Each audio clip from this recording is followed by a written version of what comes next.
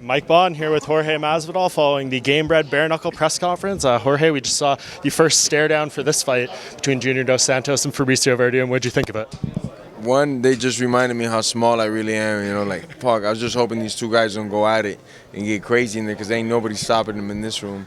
And just like, they were pretty damn cool, but I'm just fast forwarding my mind into when they're both in the cage about the scrap. Man, it's gonna be something else. It's just different. It's like a human being. You're going in there and it's bare knuckle. It just feels different, man. It's not the same, the bullets are coming and going and flying every which direction. So definitely pumped, It's a great storyline here too, right? Because I remember the first fight, like, JDS was a complete unknown, and then Dana White put him on his video blog, like hitting pads during fight week, and the betting line completely flipped, and then he beat him really quick, and Fabricio was right on the cusp of a title shot, and then he left the UFC. Like, do you think that's still stewing within Fabricio? Because that was a crucial loss in his career. Definitely, and it's one of those things that he got him the same way that he did Kane, just bat out of hell. He comes in there sprinting. If that overhand touches, you're done. And I think injuries also kind of delayed my boy JDS's career, in certain aspects. Cause, bro, he's an explosive, mean guy. That's why when I thought of when I found out Fabricio was a free agent, I was like, who could I get that's the caliber of athlete that's that decorated as Werdum? And lo and behold, JDS was a free agent as well. And we were able to work something out, and here we are. It's just one fight deals? No. A lot of the guys are on promotional agreements, and they're on a promotional agreement as well. So I asked that question about maybe the winner of this fighting Francis Ngannou for that big PFL payday. They're saying his opponent gets like $2 million. Are they able to do that if the opportunity came up? We have they're making good money, man. These guys are not gonna fight bare knuckle for free, So they're making good money. But we're also not holding nobody back. If somebody just doesn't want to fight for us, I'm kind of like, all right, cool. We'll let you go fight wherever you fight. But I think that we could compete with a lot of these organizations. Obviously not the UFC and stuff like that, but as far as money goes, I mean, when the numbers come out for what these guys made on this card, people don't know the type of heat we're coming with, Saw the salaries for the last fight, the boxing event, and they were unbelievable. I mean, how much fighters came out of the woodwork after seeing that and be like, bro, I want some of that. Yeah, well, everybody, literally, fighters are fighters, and it's like the honeypot, they're gonna hit you up when they find out you're putting on events like that, So we got more events coming. We got 3 more this year, like I said, 12 next year. I'm gonna keep guys fighting. Calendar's full. It's gonna be a movie, man. It's just the anniversary of your 5-second knockout of Ben Askren. How many times have you watched that clip in the past few days, or been tagged in it? And all? Putting it up. I was actually butthurt though. The UFC IG didn't put it up. What?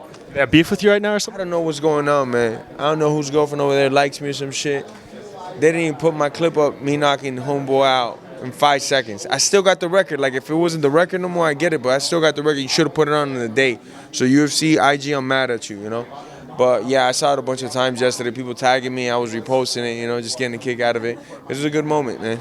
Next summer, it's 5 years from 5 seconds. 5 years for 5 seconds, And fuck, it was a big turning point in my career as an entertainer, as a competitor, everything. So it's a good 5 years. And you called me a nerd up there, Jorge. I'm kind of offended. What's that all about? I should have said, and I meant to say the history buff nerds, even they agree with me. But at the time, just I saw a lot of glasses, so I just said nerd. But you know what I mean, all the history buffs and stuff, because you guys know more than anybody the actual numbers and who fought where for what, That's the way it is. I wanted to ask you, because I asked the two fighters about Jones versus Miocic. I know you're friends with Jones. I think you've been hanging out with him the past couple of days. What do you think of that fight? Huge fan of Miocic, huge fan of John Jones. I mean, who isn't?